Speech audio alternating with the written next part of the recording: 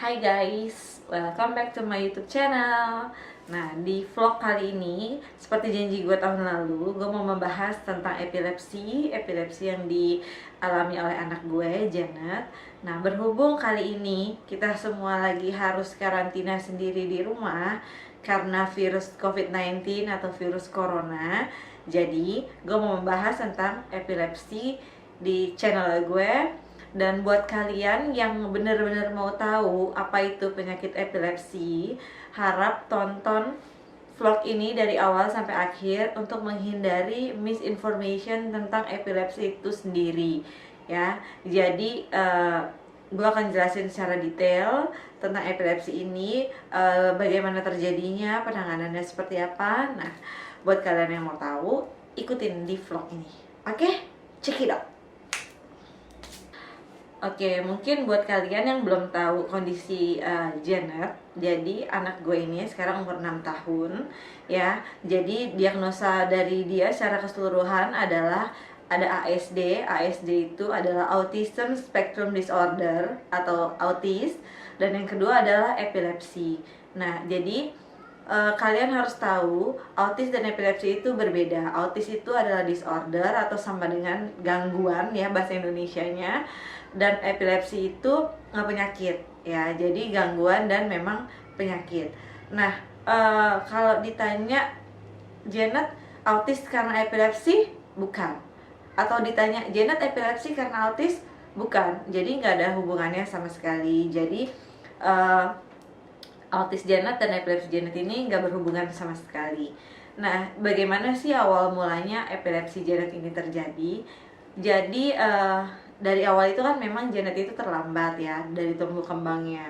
Pertama kali itu gue terapi untuk autisnya ya, itu di rumah sakit Bunda.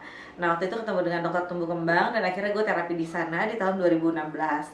Sampai akhirnya saat terapi itu di bulan Oktober 2016, gue waktu itu masih ngantor. Jadi yang nemenin itu biasanya nyokap gue sama mbaknya Janet. Jadi one day terapisnya bilang ke gue, "Mom, ini sepertinya ada yang gak beres deh sama Janet. Janet kayaknya tuh suka kejang." Nah, terus gue bingung kan, kejang gimana ya? Yang gue tahu anak gue emang pernah kejang karena demam waktu itu, step, yang kejang kaku gitu. Nah, yang dia bilang sama gue, Janet suka ngangguk-ngangguk atau jatuh. Nah, kayak gimana tuh ngangguk-ngangguk? Mungkin kalian untuk orang awam bingung ya, kejang itu ternyata ada beberapa jenis gitu. Nah, yang dialamin sama Janet ini kayak gini. Misalnya dia lagi duduk nih, terus tiba-tiba dia suka nyusruk, tapi dalam hitungan beberapa detik, kayak gini. Nah, terus udah habis itu dia bangun lagi tuh.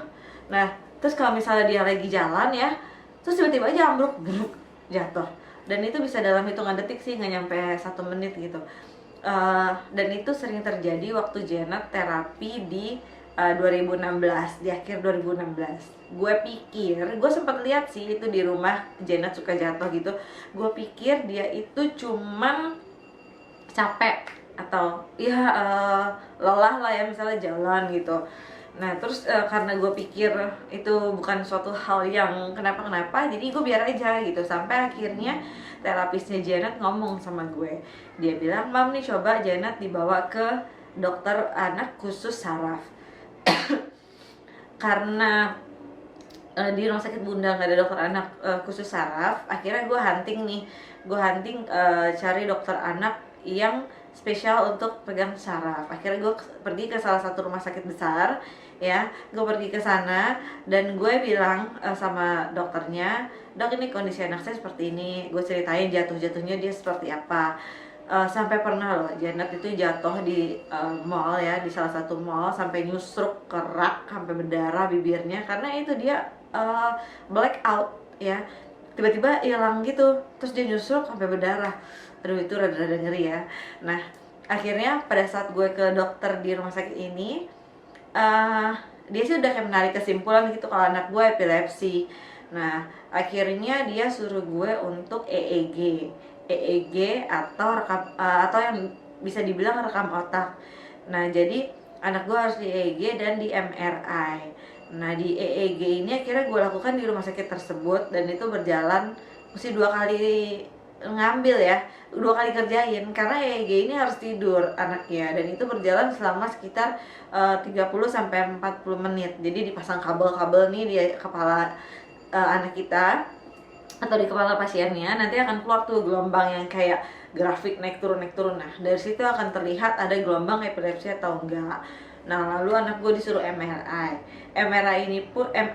ini pun gue pakai mikir berkali-kali, karena MRI untuk anak kecil itu harus dibius total, karena bius total ini supaya si anak ini nggak bergerak sama sekali, karena MRI ini itu dilakukan selama ya sekitar 30 menitan lah, dan si pasien tersebut yang sedang di MRI tidak boleh bergerak ya. Jadi untuk anak-anak sudah pasti harus di anestesi, dan itu dibius total. Tapi akhirnya gue decide ya ini harus kita lakuin, mau nggak mau. Udah akhirnya gue EEG dan gue MRI, dan dari hasil tersebut memang benar Janet ada gelombang epilepsi. Gue waktu itu masih awam sekali dengan yang namanya epilepsi. Gue gak ngerti epilepsi apa, gelombang listrik apalah itu yang muncul di otak kita, ternyata ada gelombangnya. Nah akhirnya setelah gue pelajari sama seperti saat gue mempelajari tentang autis dulu, oh ternyata epilepsi itu ada obatnya, ada treatmentnya, jenis-jenis kejangnya itu macam-macam gitu. Jadi kejang itu nggak melulu badan kaku loh guys. Jadi tuh ya bisa jatuh-jatuh kayak anak gue, atau matanya sering berkedip-kedip, atau matanya suka tiba-tiba bengong berapa detik ya. Nah itu sama aja kejang. Jadi kita harus aware sama kondisi anak kita. Kalau dibilang gue terlambat, gue belum terlambat, karena itu kejadian masih di bulan Oktober, dan gue langsung buru-buru ke dokter itu di bulan November deh kayaknya deh, November atau Desember gitu deh. Nah terus saat itu gue kurang puas dengan dokter ini, yang di satu rumah sakit ini, dokter saraf anak ini. Akhirnya gue coba googling, gue hunting, gue cari-cari tahu di mana lagi ya yang ada dokter anak khusus saraf. Nah akhirnya gue menemukan satu dokter lagi. Nah akhirnya gue pindah ke salah satu dokter anak khusus saraf. Nah itu nama dokter Janet Prof. Hardiono Pusponegoro ya, Prof. Hardiono Pusponegoro. Beliau punya klinik sendiri, namanya Klinik Anakku Check My Child. Ya itu adanya di Kelapa Gading. Ada beberapa sih cabangnya, dia juga punya tempat terapi. Karena gue pikir gue harus mentreatment anak gue untuk obat epilepsinya ini, dan dia punya klinik tumbuh kembang. Akhirnya gue memindahkan Janet yang terapi di rumah sakit Bunda, gue pindah ke Klinik Anakku. Sampai saat ini sih Janet masih terapi di Klinik Anakku.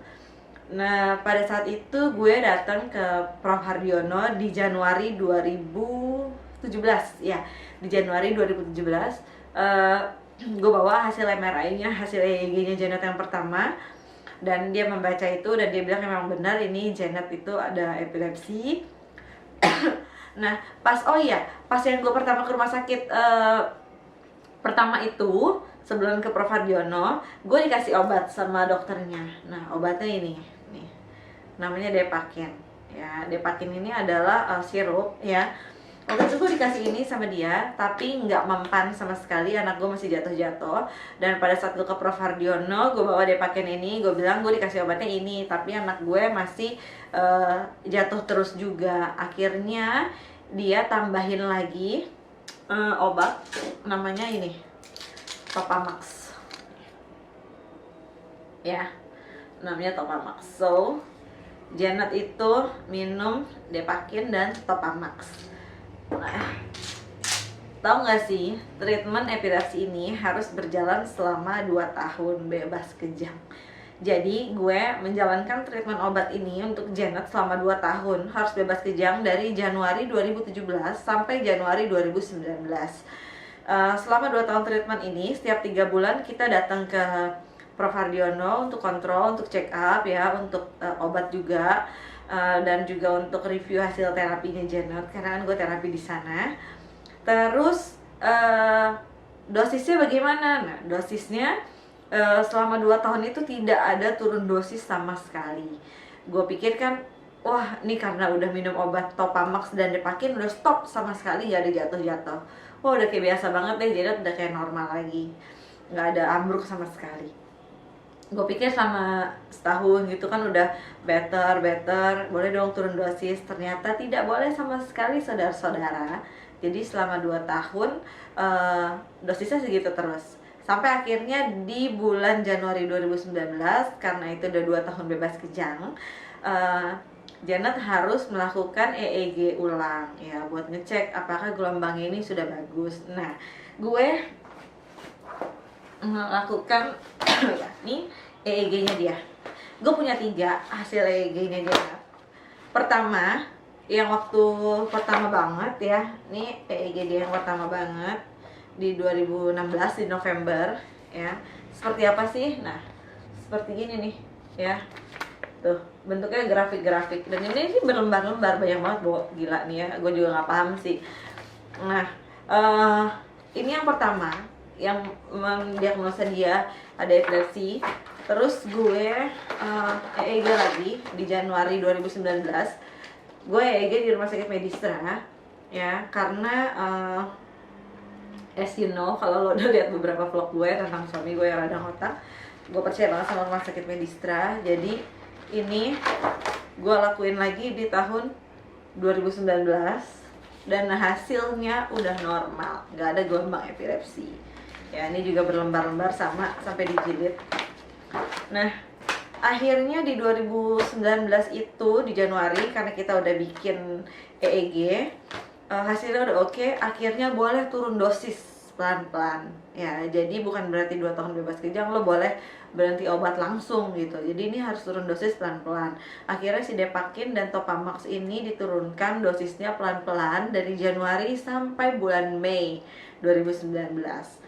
Dari yang cuman berapa mili sampai akhirnya sehari cuma minumnya berapa kali. Nah, di Mei 2019 akhirnya Janet lepas obat sama sekali. Dia nggak minum obat. Udah tuh berjalan lah itu ya, walaupun deg-degan ya takut tiba-tiba dia ambruk lagi kayak dulu, kan nggak lucu. Nah jadi dari Mei itu udah tuh berjalan mulus ya, sampai akhirnya di Januari 2020 ini ya, 2 bulan lalu kumat. Nah akhirnya saat itu terjadi ya, si Janet jatuh-jatuh lagi di Januari kemarin, gue langsung WA Prof Hardiono. Gue bilang, Prof, tiba-tiba muncul lagi nih kejangnya. Memang sih waktu di tahun 2019 itu saat kita terakhir kontrol sama dia di Mei, bulan Mei, gue udah nanya sama dia, Prof nih mungkin gak ya kira-kira muncul lagi nih kejangnya gitu ya, di saat dia dewasa atau di saat berapa tahun lagi gitu. Memang waktu itu si Prof bilang sih sama gue kalau ini bisa aja muncul sewaktu-waktu, tapi melihat hasil EEG Janet yang di terakhir itu baik dan normal, harusnya sih nggak muncul. Tapi kan kita nggak tahu ya, ada kan seberapa persen itu bisa muncul lagi. Nah, akhirnya EEG lagi lah kita di Rumah Sakit Medistra lagi. Gue EEG lagi di situ di bulan Januari kemarin dan hasilnya dadah. Bener aja gitu, ada epilepsi lagi, muncul lagi gelombangnya. Ya udah, mau gimana lagi, mau marah-marah kan nggak mungkin ya. Jadi akhirnya saat gue balik kontrol lagi ke Prof Hardiono, Janet harus minum obat lagi selama 2 tahun, harus treatment obat lagi. Bayangkan lo, minum obat lagi 2 tahun lagi ya. Tapi ya nggak apa-apa lah, yang terbaik buat dia. Yang penting nggak jatuh-jatuh, karena gue takut tiba-tiba dia lagi di sekolah jatuh, lagi main ayunan perosotan, nggak ada yang ngeliatin kan, nggak lucu ya. Jadi akhirnya sekarang minum obat lagi, tapi yang diminum hanya si Depakin ya, dan ini dosisnya juga cuma sehari 2 kali, nggak banyak ya, padahal dia udah rada gendutan sekarang badannya karena ini dosisnya mengikuti berat badan guys ya, jadi mengikuti berat badan. Terus setelah kita minumin dia obat lagi, Depakin ini ya udah stop. Jadi sekarang pun dia udah nggak jatuh-jatuh, tapi sampai detik ini masih minum obat, masih kembali minum Depakin lagi. Terus ditambah lagi nih Kalnik nih, namanya Kalnik Plus ya. Ini ini lebih ke suplemen makanan sih, vitamin. Jadi ini kalsium gitu ya. Jadi berhubung dia juga sensori motoriknya masih kurang bagus juga, jadi tambah ini. Dan juga mungkin karena minum obat terus ya, jadi harus kalsiumnya baik. Kalnik ini ada dua, ada yang plus, ada yang biasa, dan dia dikasihnya yang plus. Gue juga nggak tahu sih bedanya apa. Terus ini juga ada yang sirup, ada juga yang tablet. Mungkin yang tablet itu buat orang dewasa ya. Jadi sekarang minumnya ini, paling gue tambahin aja sih sama kayak vitamin kurkuma plus gitu ya, atau vitamin gummy yang ada DHA, omega. Apalagi ya, kalau misalnya mau ditanya apa aja yang udah gue coba vitamin untuk epilepsinya Janet, gue nggak nyoba vitamin sih, karena gue takutnya malah berpengaruh dengan obatnya dia, berlawanan dengan obatnya dia. Kecuali untuk autisnya gue pernah nyoba beberapa kayak minyak ikan atau DHA omega gitu. Tapi kalau khusus untuk epilepsi gue nggak pernah nyoba apapun. Yang gue pernah coba satu doang, CBD oil atau ekstrak ganja ya, cannabidiol oil. Dan itu pun gue coba waktu tahun lalu saat gue pergi ke Belanda, karena gue udah googling di Belanda itu juga legal ya ganja. Terus juga gue googling kalau ganja ini berpengaruh untuk pasien-pasien epilepsi ataupun anak-anak autis juga berpengaruh sama mereka. Bukan menyembuhkan epilepsi ya, tapi untuk menekan angka ketenangannya mereka, terus lebih nyaman ya. Gue kurang paham juga sih lebih detailnya. Cuman kalau kalian mau coba-coba suatu hal yang tidak ada panduannya dari dokter ya, harus tanggung resikonya sendiri, bertanggung jawab sendiri ya. Karena gue waktu itu juga udah, gue pikir ya gue mau coba ya udah gue tanggung resikonya sendiri. Dan pada saat gue coba pun nggak terjadi apa-apa, ya udah. Waktu itu sih kalau ditanya ada ngaruhnya, menurut gue memang ada pengaruhnya sih. Jadi dia kayak lebih nyambung gitu, kalau misalnya diajarin sesuatu tuh kayak lebih nyantol, lebih bisa. Jadi kayak ada hal-hal baru yang dia bisa. Gue nggak tahu ya, karena CBD oil yang gue kasih, ataukah memang perkembangannya dia udah sampai di milestone yang seperti itu, dengan juga adanya terapinya dia. Waktu itu gue cuma cobain pada saat di Belanda ya, karena di Indonesia itu ilegal pakai ganja, nanti dikira anak gue mau giting di sini. Nah, terus kalau apa lagi ya? Oh iya, gue juga pernah coba, bukan pernah coba sih, sampai sekarang gue masih pakein ya nih. Ini ada kalung, ini kalung kristal. Gue tuh suka kristal-kristalan seperti ini, kayak yang gue pakai ini ya. Ini macam-macam yang gue punya. Yang Janet punya ini, Janet pakainya ini nih, yang warnanya gelap. Dia pakai yang warnanya gelap. Ini namanya dumortierit, kristal namanya dumortierit. Jadi ini katanya untuk pasien epilepsi, untuk lebih menenangkan dan membuat nyaman si pasien tersebut. Gue beli ini di toko kristal di kota Casablanca, namanya Shambhala. Dia Buddhist store gitu, khusus memang dia jual-jual kristal. Terus apa sih kayak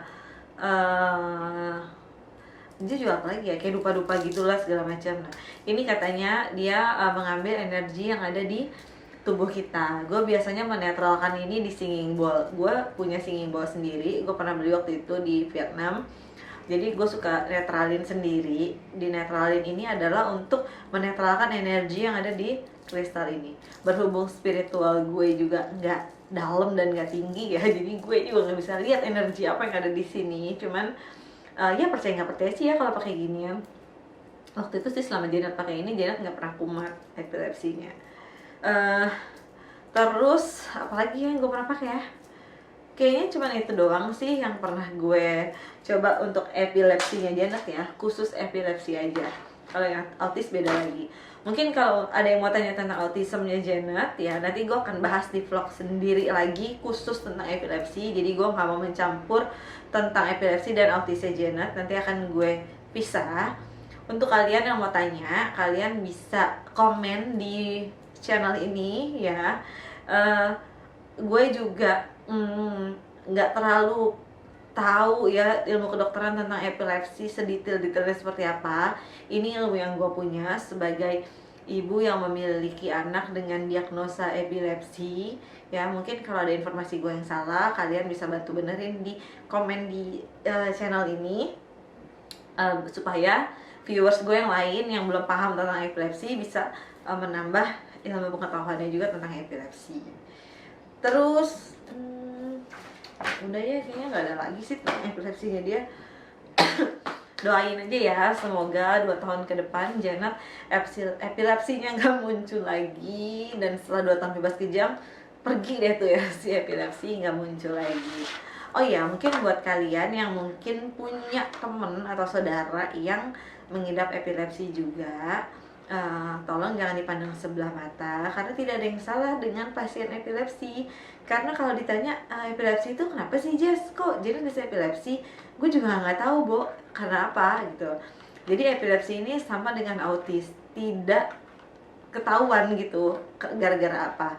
Nggak ada tuh hasil lab yang lo ambil darah, lo cek, oh ini dia epilepsi gara-gara ini, oh ini dia autis gara-gara ini. Nggak ada men, nggak ada sama sekali. Lo mau ke Amerika sekalipun nggak ada yang tahu ya. Jadi memang ini unreasonable aja gitu loh. Bisa jadi karena genetik, bisa jadi karena faktor kehamilan, faktor kelahiran, bisa jadi karena ya udah Tuhan mau kasih aja buat kita. Oh nih kamu dapat penyakit epilepsi, oh ini kamu dapat gangguan autism. Kita nggak tahu. Itu terjadi begitu aja. Ya yang harus dilakukan adalah ya kalau memang penyakit harus diobatin, kalau memang gangguan ya memang harus di treatment dengan terapi-terapi gitu. Nah, jadi kalau ketemu juga sama pasien epilepsi di jalan yang kumat ya, yang seperti kalian tahu Ayan yang sampai kejang-kejang, sampai kerujutan, sampai berbusa-busa mulutnya, ya itu kalian tolong dibantu, jangan cuma diliatin, apalagi lo fotoin terus lo upload di sosmed ya, jangan dilakuin seperti itu. Jadi lo bantuin, dimiringin badannya supaya busanya itu nggak masuk lagi ke dalam mulut, karena kalau masuk lagi ke dalam mulut, masuk ke paru-paru, tambah lagi Bo, dia nggak bisa napas ya, tambah bahaya lagi.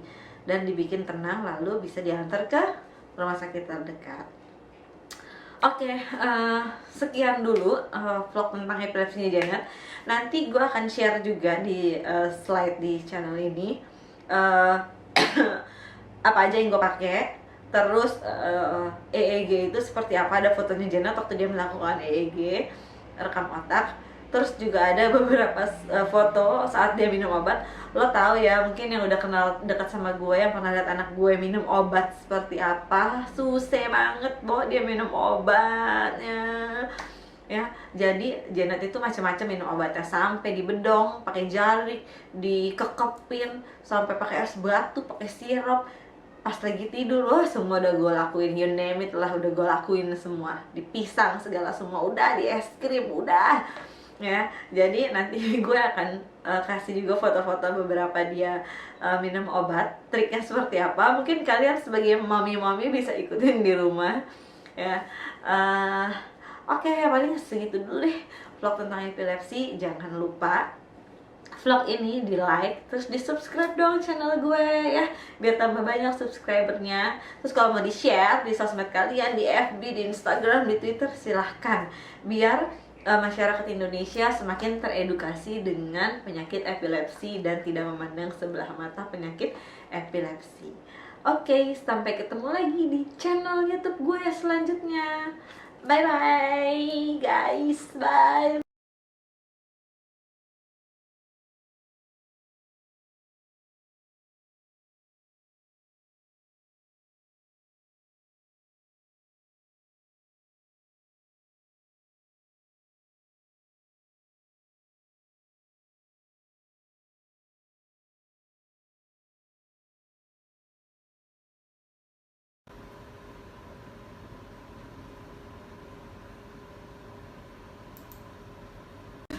Ada Iron Man nih. Lihat ke situ tuh lagi di Lihat nih buat kenang-kenangan kamu nih. kamera. Ntar kalau udah gede jangan lihat tuh. Ini lihat susunya baru kok bukan yang tadi susunya. Bingung nih.